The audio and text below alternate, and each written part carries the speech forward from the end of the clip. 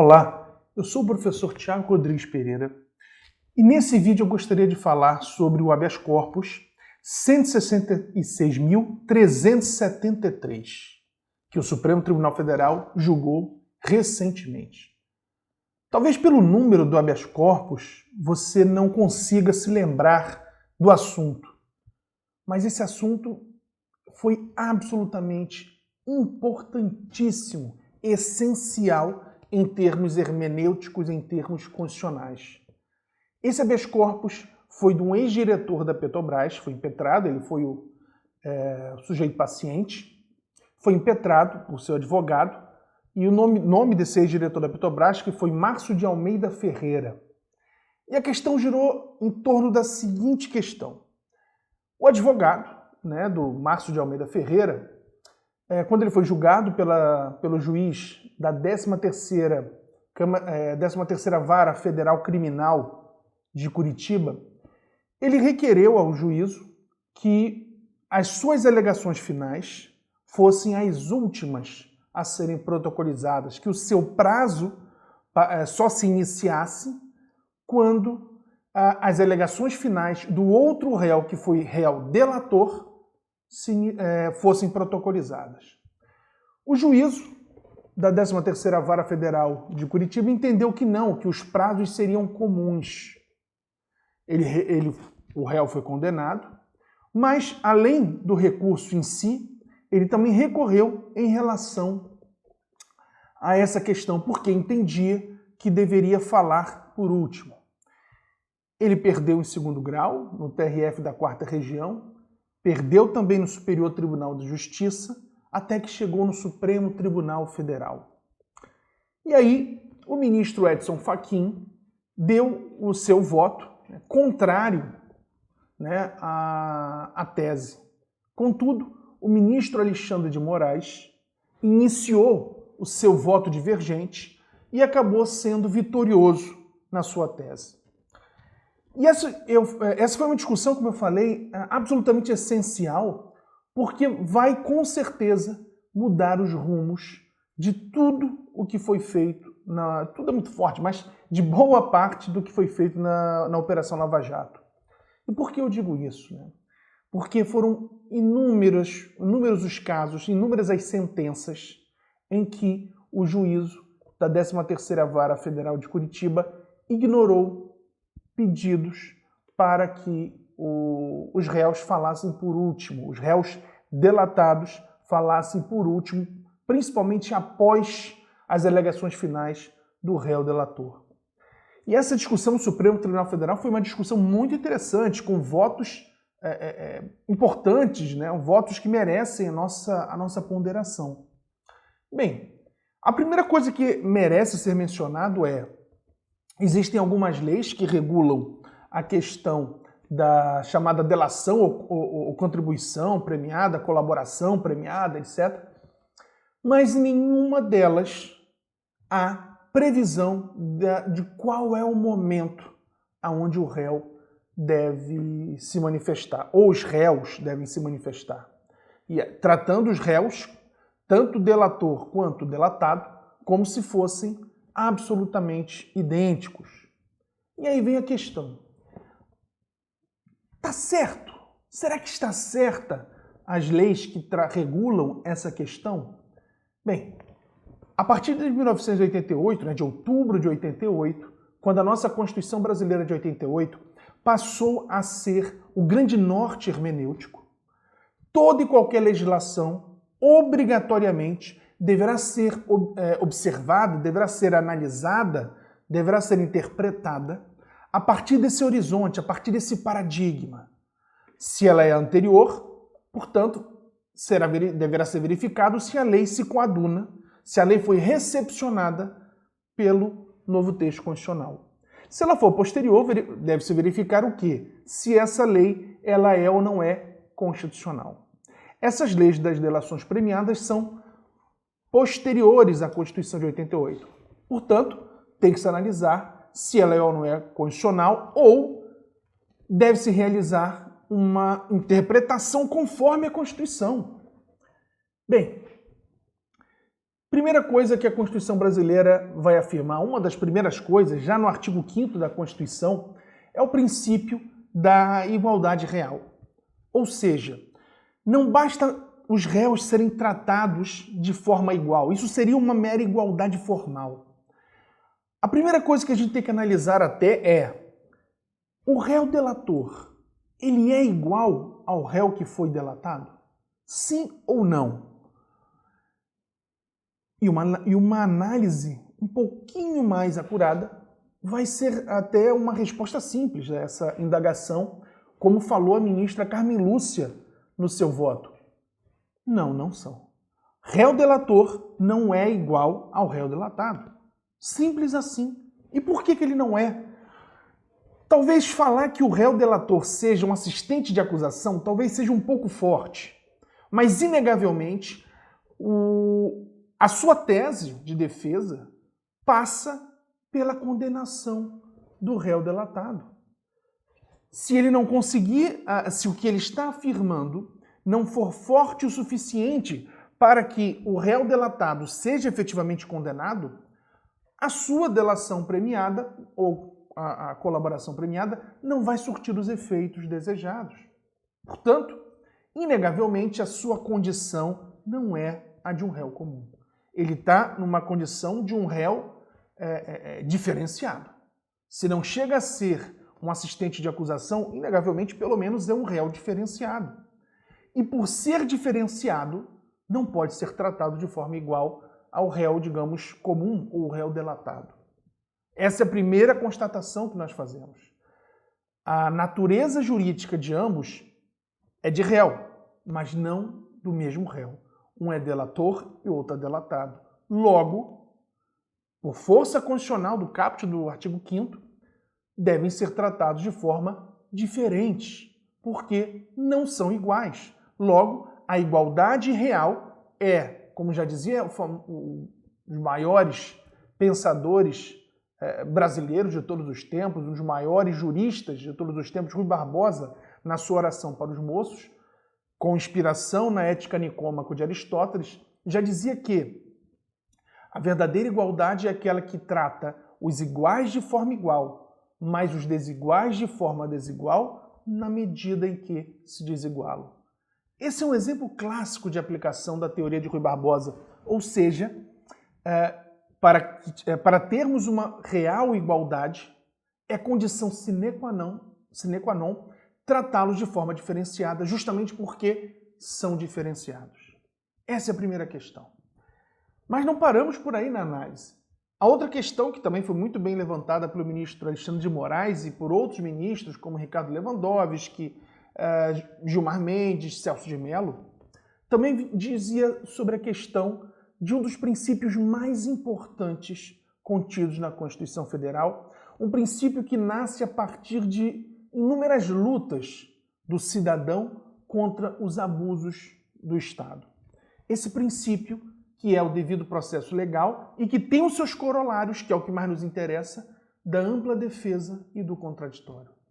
Não existe processo justo, não existe um processo dentro de um Estado social, democrático de direito, como o Brasil se diz, por força constitucional, que não passe pelo respeito absoluto da ampla defesa e do contraditório. Isso é absolutamente necessário. Um réu, como diz Luigi Ferrajoli, né, na sua grande teoria do garantismo penal, o réu não importa quem seja, pode ser o réu mais rico do mundo. Quando ele se senta no chamado banco dos réus, ele sempre vai estar numa condição inferiorizada perante o Estado. O Estado sempre ele é mais forte, justamente, bem, para começar, além de questões econômicas, ele detém o ius puniendi, né, o direito de punir a força da violência estatal, que, claro, não pode ser arbitrária, mas ele é o detentor. O Estado, a partir, claro, de uma autorização legislativa, pode tomar as suas terras, pode tomar a sua liberdade, pode inclusive tomar a sua vida. É claro que nem todos os estados corroboram com essa questão de tomar a vida, mas na própria Constituição brasileira admite essa possibilidade em caso de guerra. Então, o Estado ele tem muito mais força do que o cidadão, do que o particular.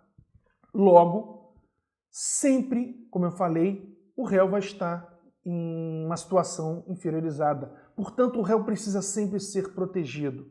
Logo, a ampla defesa do contraditório do réu precisam ser respeitados.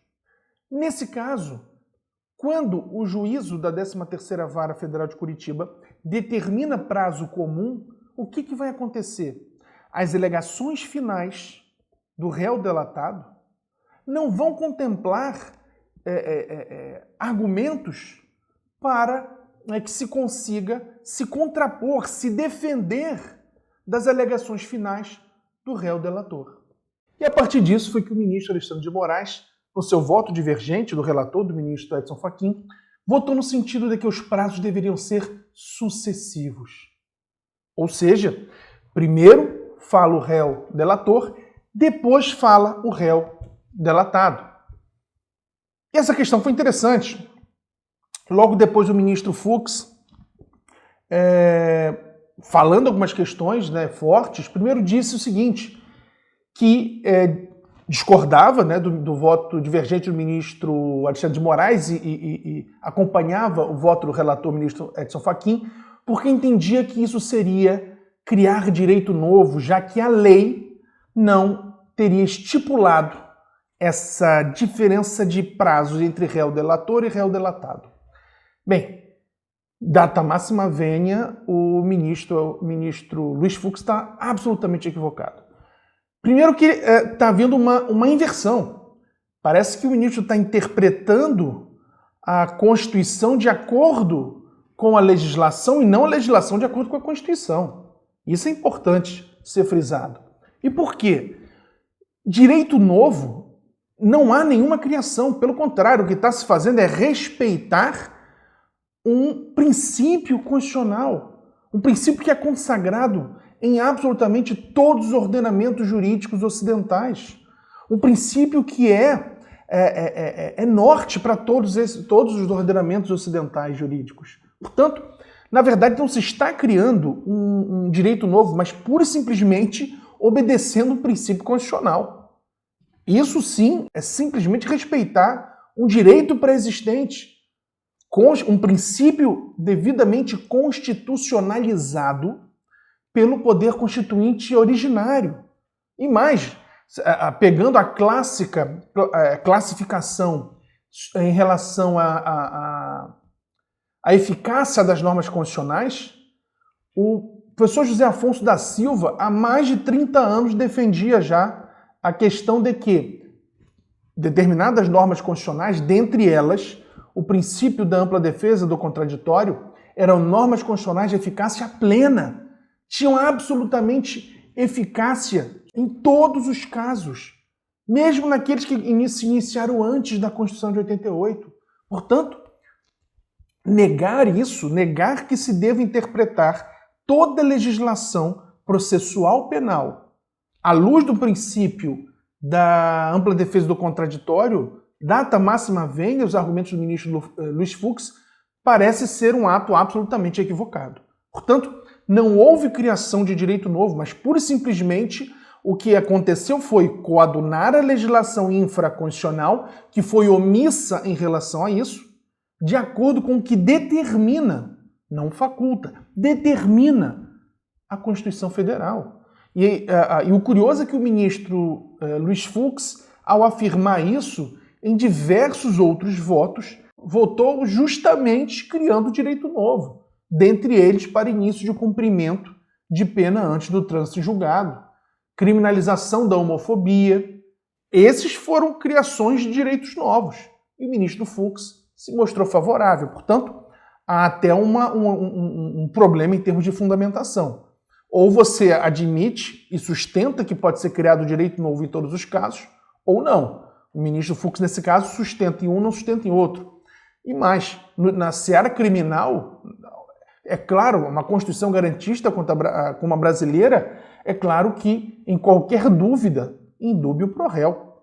Portanto, havendo dúvida, a legislação infraconstitucional não trazendo a previsão como deveria trazer, aplica-se princípios constitucionais. O professor Lenin Streck já discute isso também há mais de 30 anos, de que devemos sempre buscar o sentido correto do texto, buscar a resposta constitucionalmente mais adequada. Nesse caso, portanto, não há dúvida. E mais, eu iria além, mesmo que a legislação infraconstitucional que regula, né, a delação premiada, a colaboração premiada, dissesse que o prazo seria comum, seria inconstitucional. Violaria o princípio da ampla defesa do contraditório assegurado pela Constituição Federal. Portanto, absolutamente não há criação de direito novo, mas pura e simplesmente respeitando o sentido correto do texto constitucional. Pura e simplesmente. Outra alegação que merece comentário do próprio ministro Luiz Fux era de que, de acordo com o novo Código de Processo Civil, de acordo também com a LINDB, também recentemente modificada, o juiz tem que prestar atenção na repercussão da sua decisão, nos efeitos da sua decisão.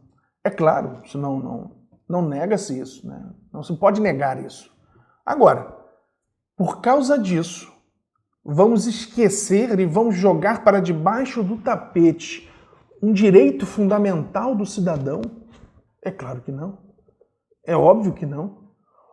Um erro do juízo da 13ª Vara Federal de Curitiba não pode macular o julgamento de um cidadão que pela presunção de inocência contida no próprio texto da Constituição é absoluta.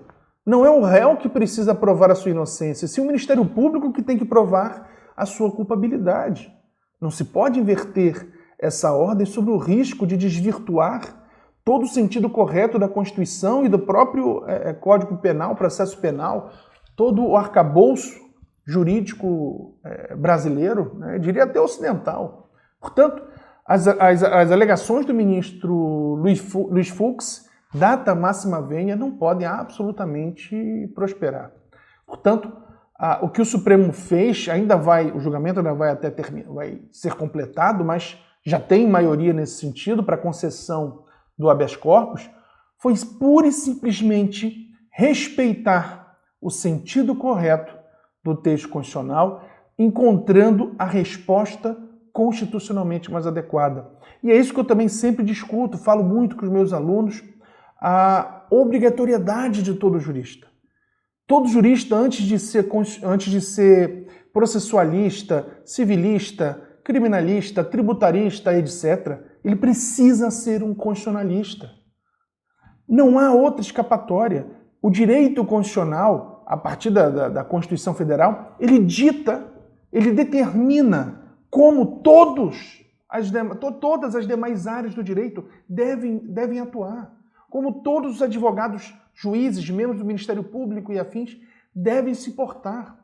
Não é mera faculdade, mas sim determinação. É a força vinculativa, a eficácia do texto constitucional. Portanto, chega a ser, no mínimo, curioso alguns ministros votarem contra um dispositivo constitucional. A alegação também que não houve prejuízo não pode também prosperar. O réu foi condenado. Logo, por óbvio que teve prejuízo. Talvez se o réu tivesse sido inocentado, esse argumento pudesse até prosperar. O réu foi inocentado, logo o habeas corpus teria talvez perdido o objeto, o que eu discordo, porque como o Supremo julgou, buscando uma tese para fundamentar demais recursos, não haveria de perder o objeto em relação a isso, talvez só no caso concreto. Contudo, o réu foi condenado, portanto, houve um prejuízo absolutamente escandaloso em relação a isso. E, por fim, eu iria além e sigo também o pensamento do professor Aury Lopes, justamente sobre a questão de que, mais até do que o réu delator falar em alegações finais, eu também sustento que, na verdade, primeiro o réu tem que ter conhecimento da delação premiada para só depois as testemunhas de defesa falarem no processo. Muitos vão achar demais, mas esse é o ônus de se viver num Estado social-democrático de direito. Talvez se estivéssemos em um outro Estado qualquer, talvez não estaríamos nem discutindo essa questão. Mas dentro do Estado brasileiro, que se diz social-democrático de direito, por força constitucional, como diz o professor Auri, é absolutamente essencial isso. Como que a defesa vai criar a melhor estratégia para defender os interesses do cidadão, se não souber de antemão o objeto, aqueles argumentos que foram aduzidos na delação premiada. A defesa só pode começar após estar absolutamente ciente de tendo o conhecimento de tudo o que for prejudicial ao réu. O réu, obviamente, no caso, delatado. Antes, se não acontecer isso, haverá violação ao texto constitucional. Portanto, o Supremo Tribunal Federal agiu muito bem nesse caso concreto. E que sirva de lição para todos os demais magistrados, desembargadores, ministros. A Constituição não pode ser deixada de lado. A Constituição tem que ser observada em todos os aspectos, seja em decretação de prisões, penhora em contas de particulares, de empresas. Deve-se sempre buscar a resposta constitucionalmente mais adequada. Não se pode acreditar mais, não se pode mais defender uma ideia antiga, que infelizmente, recentemente, o STJ acabou derrapando e voltando atrás, na questão do livre convencimento, né, da livre apreciação das provas motivadas. Não existe liberdade para servidores públicos, especialmente juízes, né, membros do Poder Judiciário e membros do Ministério Público. Não há liberdade. Há uma vinculação absoluta ao sentido correto do texto constitucional. Essa é a única garantia que o cidadão dispõe. É a única forma que o cidadão tem de ter um escudo contra os arbítrios, contra a violência do Estado contra o particular. Nós não podemos abrir mão disso. Alguns vão afirmar, mas isso poderá levar à absolvição, à inocência de muitos culpados, seja na Lava Jato ou fora. E eu digo, infelizmente, sim. Repito, esse é o ônus do Estado de Direito, justamente porque uma das ideias primeiras que os professores de introdução ao estudo do direito afirmam é sempre, absolutamente sempre melhor absolver vários culpados do que condenar o inocente. Não podemos subverter essa lógica sob o risco de voltarmos a um Estado totalitário. Dentro de um Estado social-democrático de direito, ampla defesa e contraditório não se pode abrir mão. É um valor, é um direito absoluto, um direito que se deve brigar sempre para que não seja vilipendiado. Muito obrigado.